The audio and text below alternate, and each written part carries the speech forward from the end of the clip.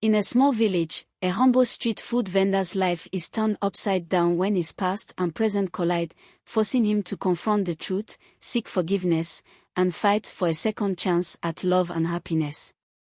When Akpan's wife Otto suddenly reappears after years of separation, she brings with her a whirlwind of emotions, secrets, and supernatural forces that threaten to upend his newfound success and happiness.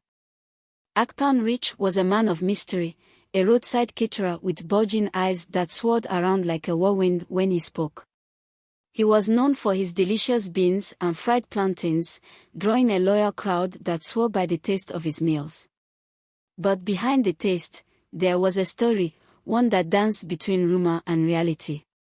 Some whispered that Akpan used charms to make his food irresistible, others went so far as to say he wasn't even human. His past. Unknown. His family. Far away, he'd say, promising to bring them when the time was right. But fate, they say, has a way of revealing secrets. It was a festive day. A grand wrestling match between two rival communities had the whole town buzzing. Akpan's stand was packed, visitors lining up, eager to taste his food. Sales were booming, the air thick with excitement, when out of nowhere, a woman appeared. She had a grown child beside her. As Akpan scooped beans into a plate, her hand gripped his wrist. He froze. His bulging eyes widened. It was Otto, his wife from the village, standing right in front of him. His heart skipped a beat. "What are you doing here?" he stammered, his voice barely a whisper. The woman's eyes flared. Without warning, she slapped him hard across the face. "So you think you can run away from your responsibilities?" she shouted. "You said you were going to work to pay my dowry, and then you disappeared. This child is yours, and you left us." Akpan, eyes spinning in shock, stammered, "I was coming back, after this festival, to bring you both here." But the crowd had gathered by then, their suspicions about him confirmed. Akpan wasn't some supernatural being. He was just a man, flawed, human, and hiding from his past. The villagers pleaded with his wife to forgive him, and in the chaos of the moment, she did. Together, they continued selling food for the day, walking side by side as if nothing had ever happened. But something had changed. As the days passed, Akpan noticed that his once booming business was dwindling. While other vendors sold out during the festival, Akpan couldn't even give his food away.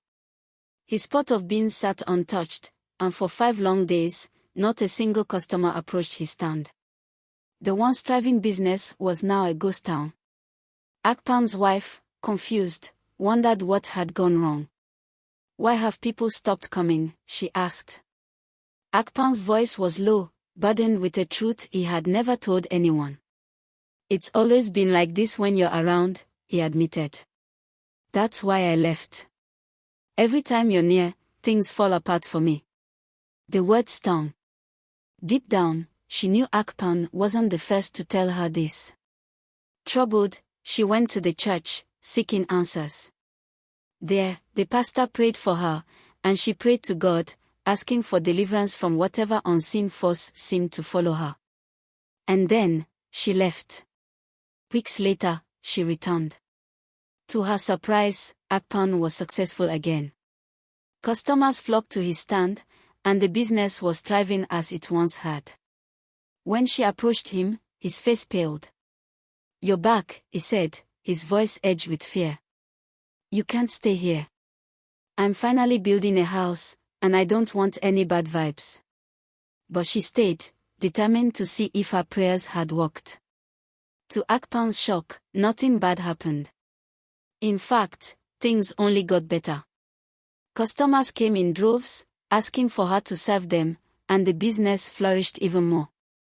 Together, they rebuilt their lives.